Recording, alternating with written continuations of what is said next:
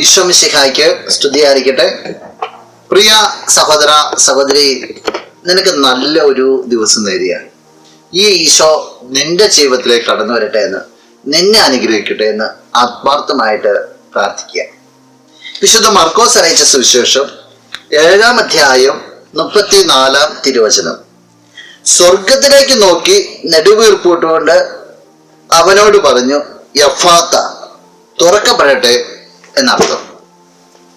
ഈശോയുടെ മുമ്പിൽ ഒരു ബദറിനെ കൊണ്ടുവരികയാണ്. ചെവി കേൾക്കാൻ പാടില്ലാത്ത വ്യക്തി. ആ വ്യക്തി കേണപേക്ഷിക്കുകയാണ്. ആ വ്യക്തിയെ നിർത്തിക്കൊണ്ട് തന്നെ ഈശോ സ്വർഗത്തിലേക്ക് കണ്ണുകൾ ഉയർത്തിയിട്ട് അവനോട് പറയാ, യഫാത്ത. ആ നിമിഷം അവന്റെ ചെവികൾ തുറക്കപ്പെടുകയാണ്, അവന് കേൾവി കിട്ടുന്നു. ഒരു പ്രശ്നം ഈശോയുടെ മുമ്പിൽ അവതരിപ്പിച്ചു. ഈശോ അതിനെ അപ്പം തന്നെ പരിഹരിച്ചു കൊടുക്കാണ്. ഈ ഈശോയെ കുറിച്ച് പറയാം. നിന്റെ ജീവിതത്തിലില്ലേ പല പ്രതിസന്ധികൾ,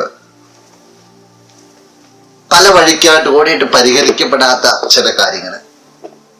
ഈശോയോട് പറ, ഈശോയെ, നീ ആ ബദിരനോട് പറഞ്ഞതുപോലെ എൻ്റെ ജീവിതത്തിലേക്ക് നോക്കിയിട്ട് എൻ്റെ പ്രശ്നങ്ങൾ തുറക്കപ്പെടട്ടെ, പ്രശ്നങ്ങൾ പരിഹാരം തുറക്കപ്പെട്ടെ എന്നൊന്ന് പറയാമോ? നീ ആത്മാർത്ഥത്തോട് പറഞ്ഞാൽ നിന്റെ കർത്താവ് നിനക്ക് വേണ്ടി പ്രാർത്ഥിക്കും. അത് അനുഭവിക്കാൻ നിനക്ക് സാധിക്കട്ടെ. നിനക്ക് പ്രാർത്ഥിക്കാം. കണ്ണുകൾ അടച്ച് കരങ്ങൾ കൂപ്പാം.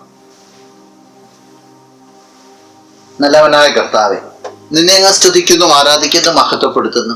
നിന്റെ നിറസാന്നിധ്യത്തിന് നന്ദി പറയാണ്. ഈശോയെ, നിന്റെ ശക്തിയായ എല്ലാ പ്രതിസന്ധികളെ തരണം ചെയ്യാൻ പറ്റുമെന്നുള്ള ബോധ്യം ഈ വ്യക്തിക്ക് നൽകണം. ഇന്നത്തെ ദിവസത്തിന് വേണ്ടതായ കൃപയെ അനുഗ്രഹം എല്ലാം നൽകണമേ. നിന്റെ നാമത്തിൽ ഇപ്പോഴും എപ്പോഴും എന്നേക്കും. ആമേൻ.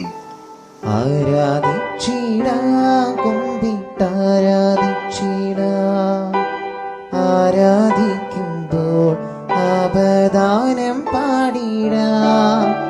ആ പൂജിതമാ രക്ഷാനാ